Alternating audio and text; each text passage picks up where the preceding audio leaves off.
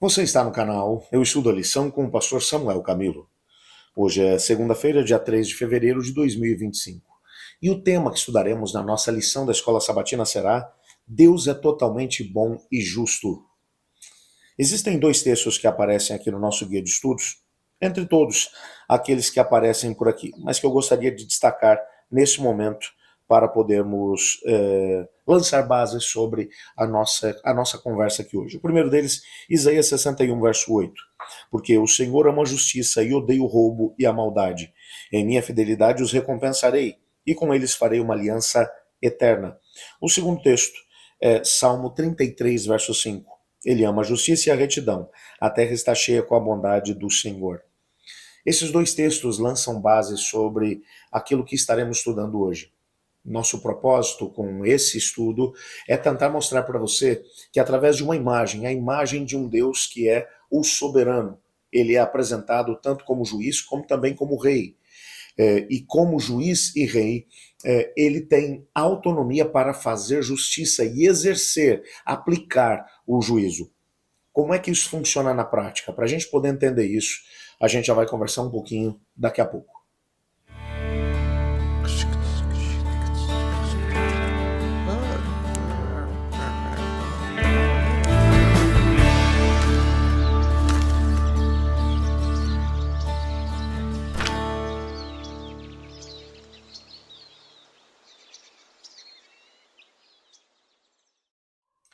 O termo que aparece nesses dois textos que lemos ainda há pouco, estou falando do Salmo 33, verso 5, e de Isaías 61, verso 8, que é traduzido como justiça, é Deus dizendo que ama a justiça e que fará a justiça, é o termo hebraico mishpat. Esse termo, ele vai transmitir uma ideia de um governo que é íntegro e ao mesmo tempo que é correto. Mas a própria ideia de um governo íntegro e correto, ela tem uma visão um pouco diferente, porque nós, principalmente nós, ocidentais, temos um pouco de dificuldade de poder entender quando a Bíblia fala sobre o juiz que julga um caso, sobre o rei que deve fazer justiça. Nós temos dificuldade para poder entender, porque dentro do contexto do método democrático que é utilizado para o governo aqui na nossa região, as funções legislativas, judiciais e executivas, elas são completamente distintas e separadas.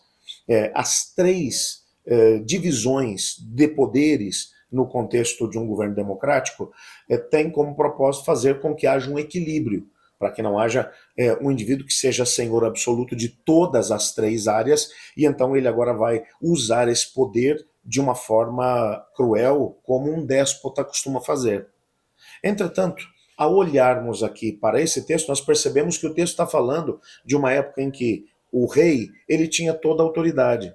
Era ele o responsável pela função legislativa, judicial e executiva. Como tal, todos os casos eram trazidos até ele para que ele pudesse fazer justiça. Você vai se lembrar daquele episódio quando Salomão havia assumido o trono e Deus já tinha dado a ele a sabedoria necessária para governar o povo do Senhor, e ele vai receber duas mulheres que vão mencionar: olha, existe aqui uma criança e essa criança é meu filho, e a outra dizia, não, é meu filho, e as duas estavam brigando diante dele, e ele agora tem que julgar essa causa para poder chegar a um consenso. Afinal de contas, qual das duas é a mãe da criança? Naquela época, ainda não havia exame de DNA para poder determinar parentesco. Então, agora, como que eles resolveriam essa mesma situação? Salomão usou uma estratégia tremenda: distraga uma criança e uma espada que eu vou cortar a criança no meio, fica metade para cada uma e está tudo certo.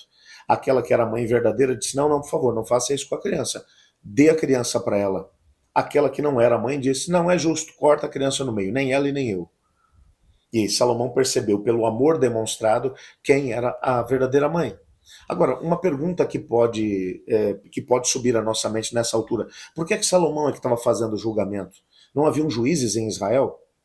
Então, para que a justiça pudesse ser feita, o próprio rei trazia ou nomeava alguns juízes, mas que trabalhavam em harmonia com o próprio rei. O responsável por todo o processo, fosse ele legislativo, judicial ou executivo, vinha do próprio rei. Por isso, quando a Bíblia vai falar sobre um governo, e lembra daquilo que eu falei para você, essa ideia de justiça que vai aparecer no Salmo 33, verso 5, e Isaías 68, verso 1, a ideia de mishpat é de um governo que é íntegro e correto.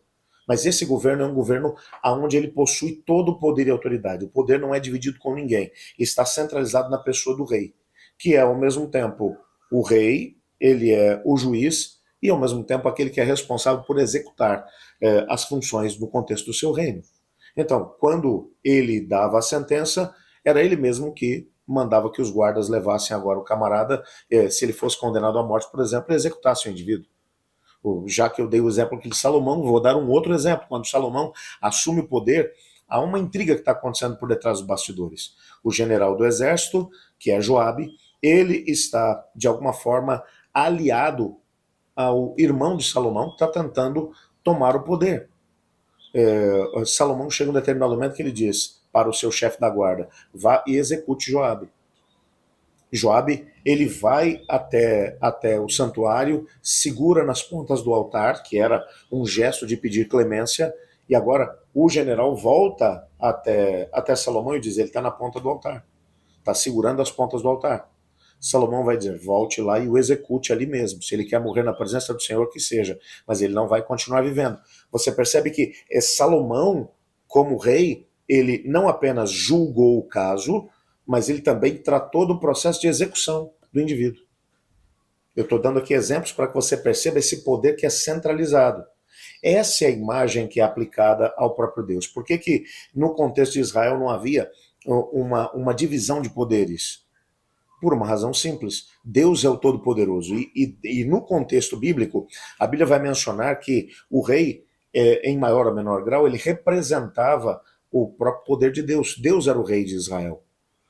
Quando Israel pediu um ser humano como seu próprio rei, Deus disse a Samuel, eles não estão rejeitando a você, estão rejeitando a mim. Samuel era o juiz, era o último juiz. Mas, de qualquer forma, é Deus quem vai estabelecer as leis, as normas que vão gerir a monarquia. Por quê? Porque o poder é centralizado em Deus. Então, nessa perspectiva, o que precisamos compreender é que o poder, na perspectiva legislativa, judicial e executiva, na perspectiva bíblica, está centralizado no rei, que representa Deus. Agora, essas imagens, elas têm que ser aplicadas ao próprio Deus. Deus é aquele que tem o poder legislativo, é ele quem tem o poder executivo, é ele que tem o poder judicial. Por isso, agora, ele vai mencionar, ele vai se apresentar como aquele que, na perspectiva do nosso guia de estudos hoje, ele é apresentado como totalmente bom e justo. E isso é maravilhoso, porque a bondade de Deus nos garante que ele vai nos tratar não necessariamente como nós merecemos, mas que vai haver misericórdia. A gente já estudou sobre isso algumas semanas atrás. Mas, ao mesmo tempo, como ele é justo, nós podemos ter a plena certeza de que, como ele tem o poder executivo, legislativo e judiciário, Deus, quando ele julga o nosso caso, diante de outras circunstâncias, ele vai agir com justiça, com total justiça e imparcialidade. Isso nos garante que, independente das circunstâncias que nós enfrentamos, eu estava indo agora há pouquinho, estou fazendo aqui a gravação da lição hoje, recebi um telefonema agora há pouco de alguém que me dizia, pastor, eu estou profundamente chateada porque tem uma pessoa que está usando de má fé, falando mal de mim, isso está me causando sérios prejuízos, até financeiros. O que é que eu faço, pastor? E eu disse a ela, você tem dois caminhos que você pode seguir. Um deles é aquele que a sociedade permite. Você pode processar essa pessoa. Vai funcionar? Não sei. Vai te incomodar? Muito. Agora, também existe uma outra possibilidade, e essa é a bíblica. Na perspectiva bíblica, a Bíblia vai apresentar Deus como nosso juiz, como nosso rei, e ao mesmo tempo como aquele que é capaz de fazer absolutamente todas as coisas. Então, coloque o julgamento nas mãos dele e peça a ele, Senhor, julga o meu caso. Eu tenho a plena certeza de que do jeito certo, talvez de uma forma completamente inovadora, o Senhor Deus vai intervir e vai fazer justiça, vai vindicar o seu nome. Mas creia no Senhor. Nós vemos numa época em que a nossa sociedade tem, talvez porque vê tantos desmandos no poder executivo, no poder legislativo, no poder judiciário, que hoje você encontra muita gente que quer, de uma forma ou de outra, fazer justiça com as próprias mãos. A quantidade de pessoas que vai para a rede social para tentar fazer justiça, gente que tenta, através de grupos até, grupos de extermínio que acontecem por aí, facções criminosas ou de indivíduos que tentam, de alguma forma, suprir as necessidades que têm sido deixadas para trás por governos que parece que não se importam tanto com as pessoas. E aqui eu não estou falando de governo de esquerda, de direita, eu estou falando daquilo que está acontecendo no mundo. Hoje em dia, o próprio sentimento de egoísmo tem feito com que muitos governantes acabem se esquecendo do povo. Uma nação que invade a outra sem se preocupar com as pessoas que estarão sofrendo no meio do processo. A Bíblia vai olhar para você e para mim e vai dizer: existe um justo juiz que julga todas as causas de forma justa e íntegra. Porque aquele que é o rei e ao mesmo tempo o juiz, e aquele que faz todas as coisas, ele é bom e é justo. Coloque as suas causas nas mãos do Senhor. E agora eu parafraseio o próprio salmista, que ele vai dizer: entrega o teu caminho ao Senhor, confia nele, e o mais, ele tudo fará. Ore comigo. Obrigado, Pai, por tua palavra e por sabermos que o Senhor julga com bondade e justiça. Te pedimos, Pai, que o Senhor possa olhar para cada pessoa que nesse momento ora comigo e que talvez está pedindo: Senhor, eu preciso que o Senhor faça justiça. Preciso que o Senhor intervenha na minha vida, nas minhas dificuldades. Talvez alguém que está vivendo uma situação em que alguém está buscando fazer mal a essa pessoa. Estou me lembrando dessa irmã que me ligou ainda há pouco. Te peço, Pai, que o Senhor faça justiça, que o Senhor intervenha, para que o teu nome seja vindicado através da tua atitude. Pois em nome de Jesus que oramos. Amém. Eu estudo a lição, e você?